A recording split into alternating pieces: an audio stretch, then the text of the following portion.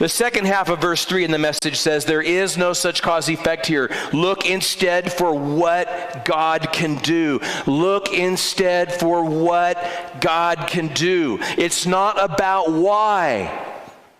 Jesus is saying it's about what. Why looks backwards.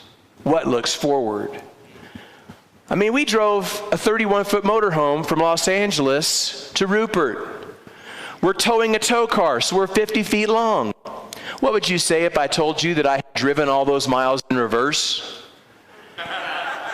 What would you say if I told you that I had driven all those miles with my eyes looking, we don't actually have a rear view mirror in a motorhome, but we have a screen. There's a camera back there. So essentially, I'm looking in a rear view mirror by looking at this screen. I did not drive from Los Angeles to Rupert looking through that. I drove from Los Angeles to Rupert looking through the windshield.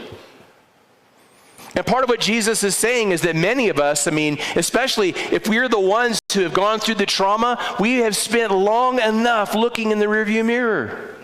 For one person here tonight, the biggest takeaway could be this, that now is the time, tonight is the time, this is the weekend to lower your eyes, maybe for the first time in years, to lower your eyes from the rearview mirror and to look through the windshield at what's ahead, to stop wrestling with why and to start asking God what. It is what it is. But God, what beautiful thing can you make from this really ugly wreckage? That's what Jesus is encouraging even the disciples to ask on this man's behalf. As we think about how we respond to people in crisis in our churches and to people who are having, major troubles in family matters, do you know how hard it is for people to believe in their future if we keep reminding them of their past? And so with that in mind, again, I want to say to those of you who have been divorced, your marriage may have failed, but you are not a failure. In your divorce, it's part of your story. Totally, it's part of your story. But it's not the whole story.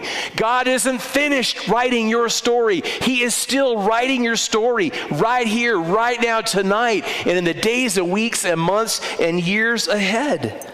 And so again, we need to lower our eyes. What is such a better question than why? Grace in the place of shame.